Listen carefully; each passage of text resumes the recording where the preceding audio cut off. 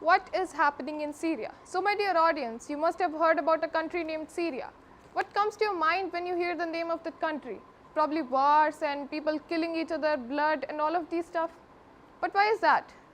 It is a very long war that is going on with this country.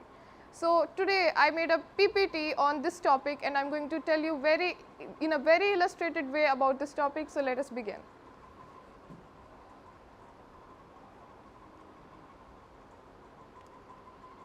So actually it is a civil war. What do you mean by civil war? It is a war fought by the civilians within the country. So a civil war can be caused by like the different ideas people are having. One population of a country is having different idea that leads to conflicts and then later wars.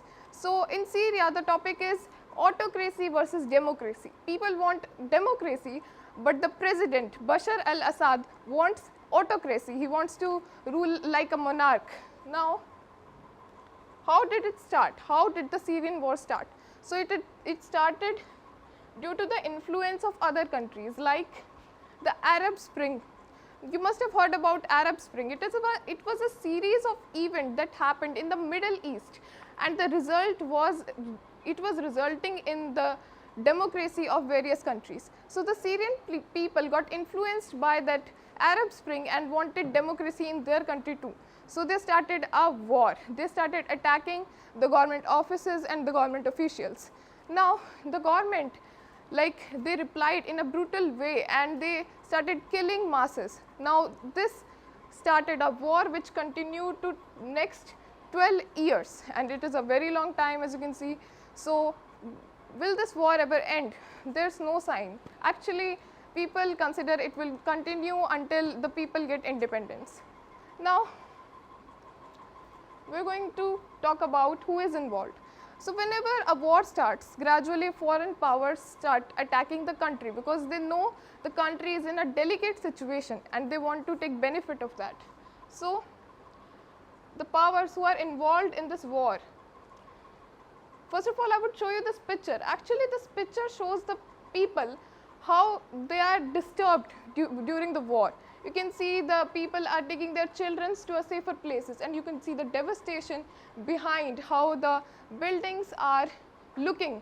So they were well furnished earlier, but it happened like this. So there are two groups actually, Syrian Arab Republic and allies and Syrian opposition and allies. While Syrian Arab Republic is in the support of the government, this is in the support of the people who are opposing the government. Now you can see here it consists of the army of Syria, the National Defense Force of Syria, and this Shahiba. Actually it is a group of like mercenaries which are in favor of the government, which are in the favor of Assad's family. What are mercenaries? They are foreign people who joined armies of foreign countries. Okay. Now Hezbollah is a political party since 1992 in Syria, and Iran and Russia. These are the countries which are supporting the government. Russia has been like telling the people that they are attacking only the terrorists, but actually what is happening is they are killing the mainstreams and the civilians, and this is not right. But Russia is talking of their profit, and it is not right. Iran has been supplying like hundreds of weaponries and like millions of weapons and hundreds of troops. Now foreign Shia militaries, in this area the Muslims are concerned. So there are Shia Muslims and Sunni Muslims. You see here Shia militaries are with the government, while the Islamic Front consists of the Sunni Muslims which are with the opposition. Now Syrian National Coalition, it is a coalition of more than 50 parties of Syria, and then the government which is not in the support, the part of government which is not in the support of Assad's family. Then we have Southern Front. It is also an association of various groups. Then we have some of the part of army which is not with the government, the Assad's family, but with the people. How many people have died? So now foreign countries are involved and this war is getting so long. So you can estimate there must be a lot of deaths during this war. So we are going to see here the numbers, actual numbers. So a human rights office estimated the last year that 3,06,887 civilians, 1.5% of the total population in Syria, have died due to the direct operations of war. Now this data is not including the people who have died due to lack of healthcare facilities, lack of food, lack of drinking water, so a lot of deaths. The number is actually very, very big. And I would like to mention 27,000 of them were children. You can see a picture here how people are being caught.